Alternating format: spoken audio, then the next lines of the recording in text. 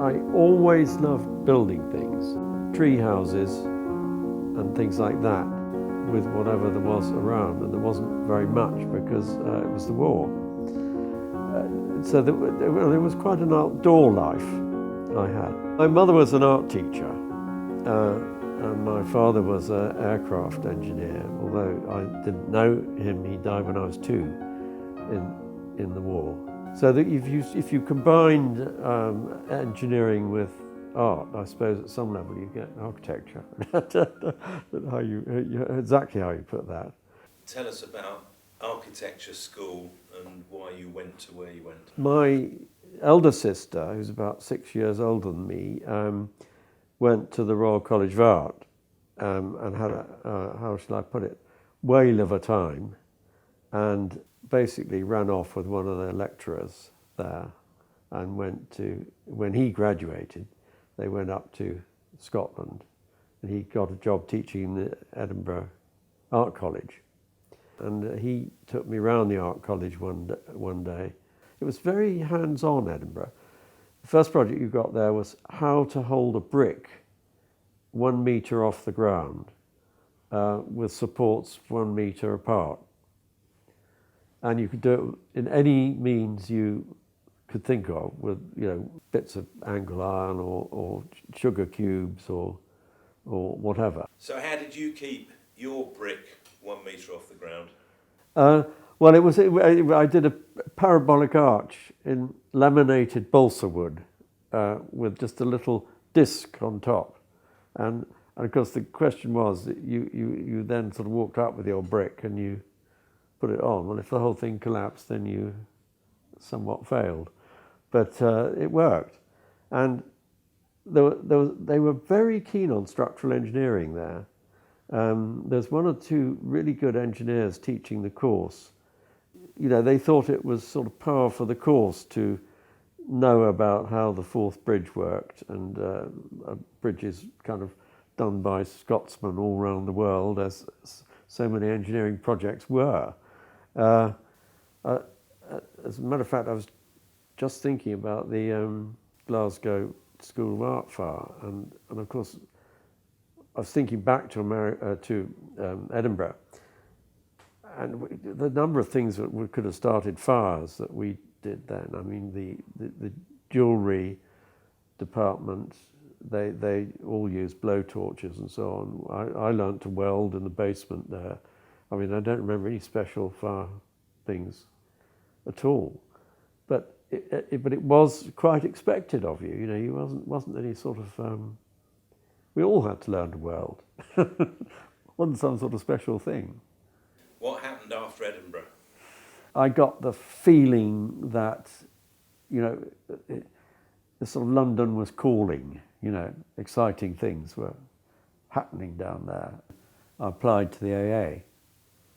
I must have been exceptionally annoying and difficult pupil, I think, and rather rebellious.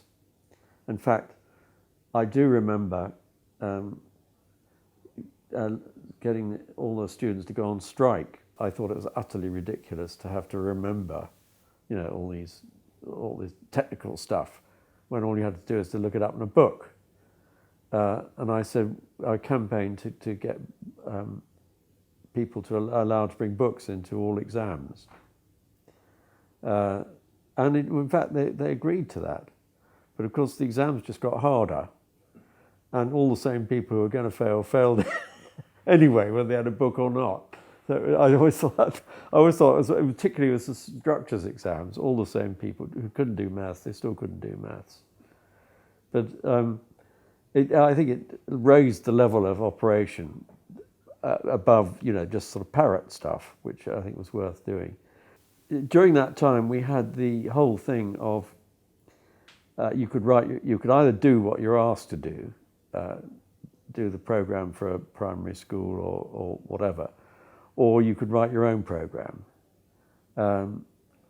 which in a sense was building a stick to beat yourself with, because you didn't get any mercy for, in fact it rather annoyed the tutors if you wrote your own program, because you obviously telling them that what they'd asked you to do was no good or boring or whatever. And so I nearly in each case wrote my own program.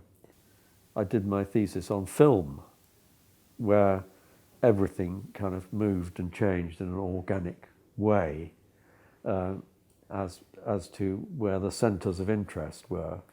So it was all linked together with travelators and escalators and so on. So the thing was a kind of moving organism. And I did this by building it all in little bits of coloured card on the floor, taking a few frames with a 16mm projector, film camera, vertically over the top, and then going down on my hands and knees and moving everything, and then taking another few frames. And it took me 36 hours, my bleeding knees at the end, finishing the 36 hours finishing on the day I was supposed to hand in my thesis. I did have some drawings and stuff to back it up, but I was determined that the film should be the thing. So I think it was the first time that was done at the AA. I'm not sure, but Peter Cook and Cedric Price and Gordon Pask, you remember the cybernetics guy? They were all there on the jury, and they loved it. It was a great success. And that student success soon translated itself into life projects. Well, yes. I mean, as it happened, just pure coincidence of life. I had an uncle who was involved in an organisation finding accommodation for students coming from Africa who were at colleges in London. And this organisation actually bought a row of 6 big Victorian houses in Sussex Gardens, where all those hotels are and so on. Well, what happened was that the houses were absolutely ruined, and they hadn't had anything done since before the war to them. They just mouldered away. And they had rot, they had worm, they had rot, they had damp rising, they had dead animals, and it was absolutely. So it turned into a really big project, and me, not myself, having not got a RIBA yet, I teamed up with Farrell, who I met at the GLC. We were both in the architects department there. So he was the sort of acceptable face of being a formal architect. Basically, we divided the work into two. He was the planner. It's quite an interesting view of the way things turned out in the future, because he planned the scheme as a whole, drove corridors through the houses and had galleries at the back of the tall rooms and all, did the spatial and the planning side. And I concentrated on this tower where we put all the services. It's called the service tower. And we had 30 bathrooms in there with a helical ramp going round it, a spiral ramp. And mathematically it worked brilliantly for the students, because they basically all had to get up at 8 in the morning, be at college at 9. And so there was huge pressure on the bathrooms. So basically you just came in on the spiral and kept going around until you found one was free. So it covered about 5 floors, but you didn't have this thing waiting in your corridor for a bathroom to come free, so you could wash and brush up in the morning. So they got maximum distribution from these 30 bathrooms at the peak time. Now, Farrell Grimshaw was a great power on the land. I remember when I started writing about architecture in the early 1970s, you were a recognised force.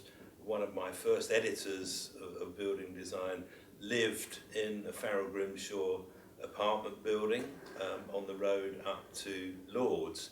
And for a long period, you were successful, you won awards, and then there was, I suppose, what in hindsight we can just call a split, which came from a philosophical difference about attitudes to architecture. And this was in the middle of the great postmodernism phase which was Yeah. taking place across the world. Any observations looking back on postmodernism just generally as a phenomenon? I mean, in one sense, it lasted 5 minutes and was gone, but in another sense, as Charles Jenks would argue, it changed everything, and to an extent, we're all postmodernists, lowercase p, lowercase m, these days. I think I've held a fairly steady line in my life in terms of I've always loved the way things go together, the actual process of construction, and I've always felt that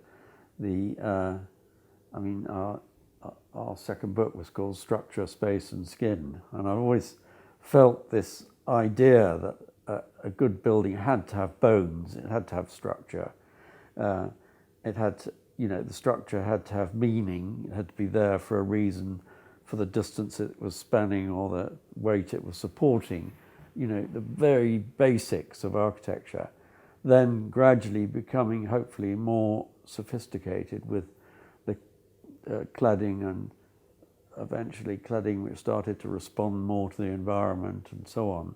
So the stylistic appearance of buildings wasn't an issue with me. I think buildings should look like what they are, or what they're trying to do, and how they're made, or how they're responding to the climate. The postmodern thing came from a sort of in many ways, of course, I think it came from Prince Charles. I mean, he was the original postmodernist.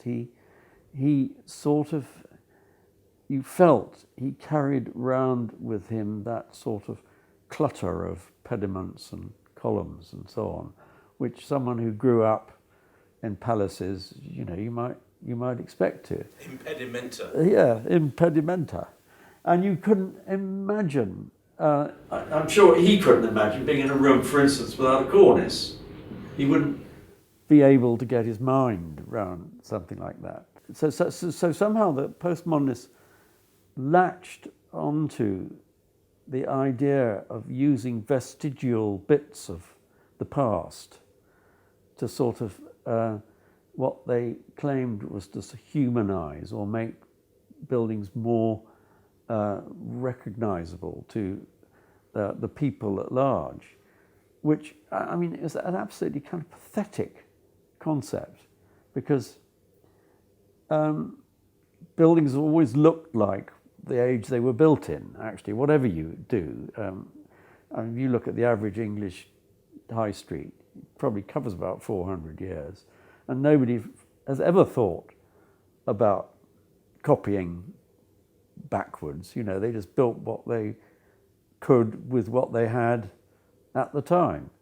It became a sort of joke, really, in the end, and it was, I think, quite seriously sort of anti-architecture.